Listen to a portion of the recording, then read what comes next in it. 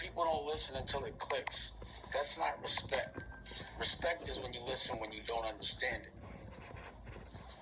But you better really respect somebody if they're doing it. But, that's what it is. If you want to know more, then you'd have to come see me speak or go to my television network or look at one of my movies or listen to one of my records. And you'll learn in whatever language. I'll meet you in the metaverse. I'll meet you on a record. I'll meet you on a painting. I'll meet you on some clothes. Whatever language you want to speak, I'll talk to you. I'm part of something called the OAGs, 200 Black Principles, and more. It expands every day all over the world.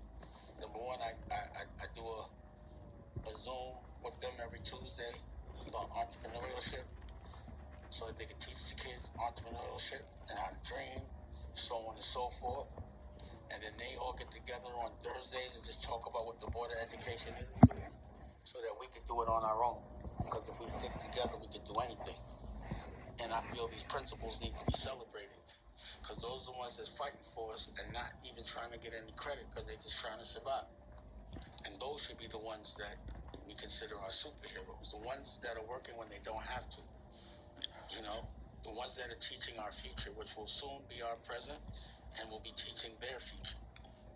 We got to make better parents by teaching them as kids. And, that's where I'm at with it right now. As far as concerns go, I call them my biggest awarenesses because I don't like to be concerned. That's how you manifest shit. But I'm aware of stuff, so I make sure my children know what to do and what not to do. So daughters, don't trust dudes at all. All they're going to do is tell their friends. I'm a hater. I break all codes of dudes when it comes to my daughters. I tell them everything that a dude is going to do and what they're going to say when the girl's not around and what they want, why they want it, the whole nine. For my sons, if you get with a girl, make sure, ask her how her relationship with her father is. Because if she has daddy issues, you're going to pay. It's better to have a girl with a balanced, parents, her relationship with her father is. Because if she has daddy issues, you're going to pay. It's better to have a girl with a balanced, parents, or else you deal with all the issues that, because what happens is when you love somebody, you're the only one that'll listen to their problems. So they take out everything they don't say to somebody else that's bothering them.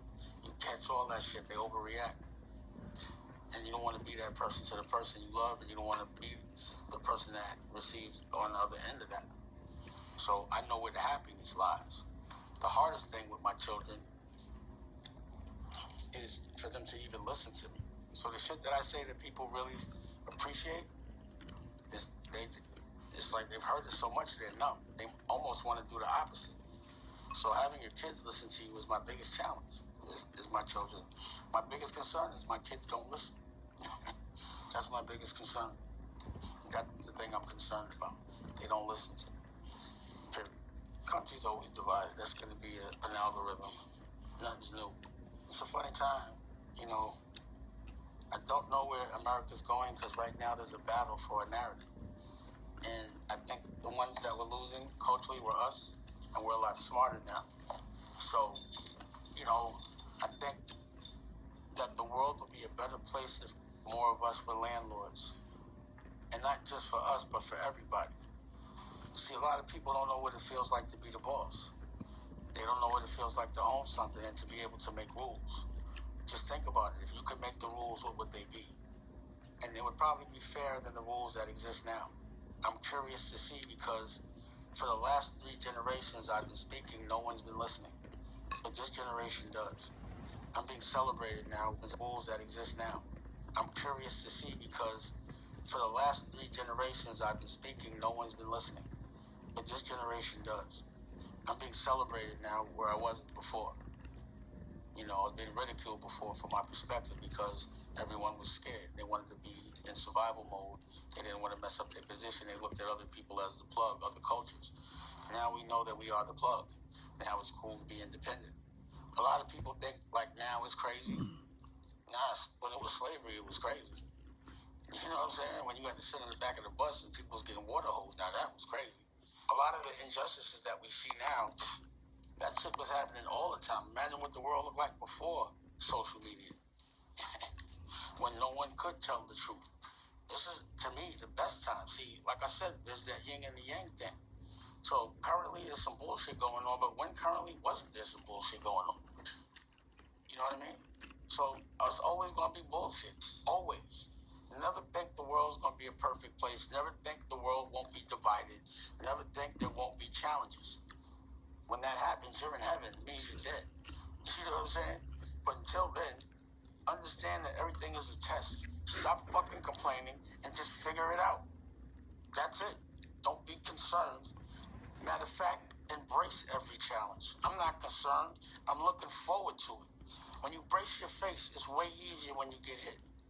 Acting like shit's supposed to be sweet and crying every time things don't go the right way, that's not the way to look at things. Just compare your existence to what it looked like before.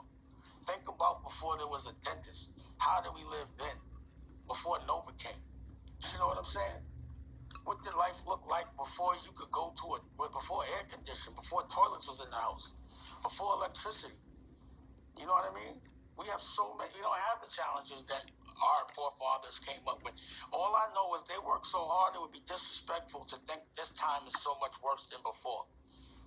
Get that leather on your back and be called a name like Kunta Kinte, and then talk about is the world crazy?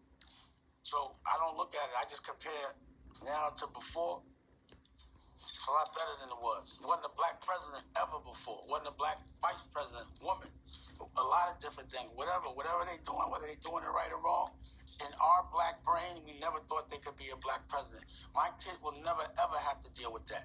So I remember being 8 years old and being like, I could never be the president. I'm black.